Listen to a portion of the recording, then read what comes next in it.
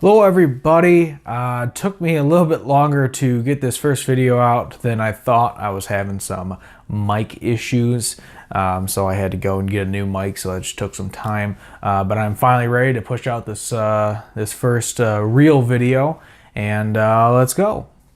Hey everybody, Polyskeptic here to talk about Bernie Sanders. The Vermont senator has been in the news a lot lately now that he has officially announced his bid for the 2020 presidential nominee. The arguments against him are coming in. We were already hearing them, but they're coming in droves now that he's officially announced. Arguments both from the left and the right. Most of them are not based off of policy substance, but we're hearing them anyway. So I decided to make a video, or actually a series of videos, to discuss and to debunk them.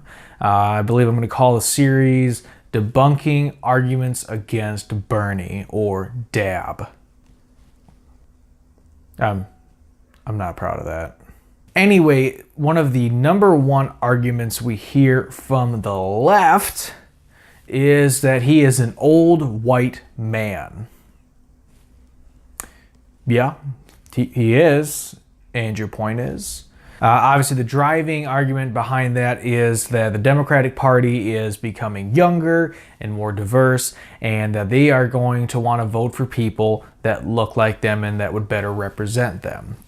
And now, while the sentiment behind it is true, like we do want a diverse representation, they should look like us. It is a fantastic thing that we have the most diverse Congress in history, the record number of women.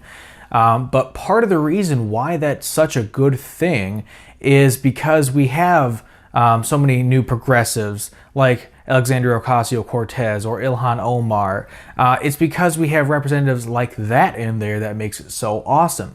If we had a Congress full of Dianne Feinsteins, of Nancy Pelosi's, or God forbid, a Congress full of Sarah Palins, then we wouldn't be so happy. We wouldn't be so happy. So it boils down to the policies.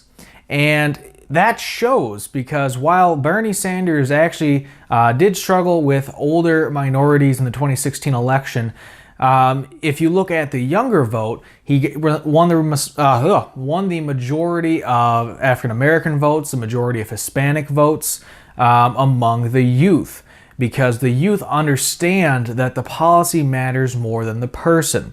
Bernie Sanders might be an old white guy, but he represented their values a hell of a lot more than Hillary Clinton did. And they see that. They are policy-based. They don't want to get stuck on the identity politics part of it. Now, if we have a minority who is just as dedicated, has the same long history and pervasive fight towards progressive values as Bernie Sanders, welcome. That's why, like I said, people like Alexandria Ocasio-Cortez was a hit. Her policies were in place with what the youth wanted, and she happened to be a Latina woman. It's a plus. But the youth understand the policy comes before the age, before the identity.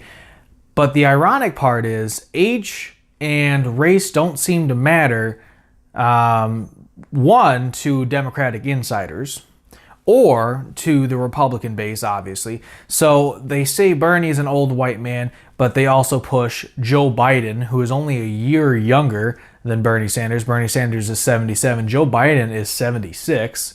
Obviously, Donald Trump is 72. Republican Party didn't have any issues voting for him. And I think we can all agree that Bernie Sanders, even though he's 77 and Trump is 72, Bernie Sanders is probably in better health. I think we've all seen the videos of Bernie Sanders playing basketball, rushing around. For 77, I think he's doing fine. And if anything, that just means that his VP pick might be more important than others. But you should not let his age, should not let his race stand in the way. And I think that young voters understand that.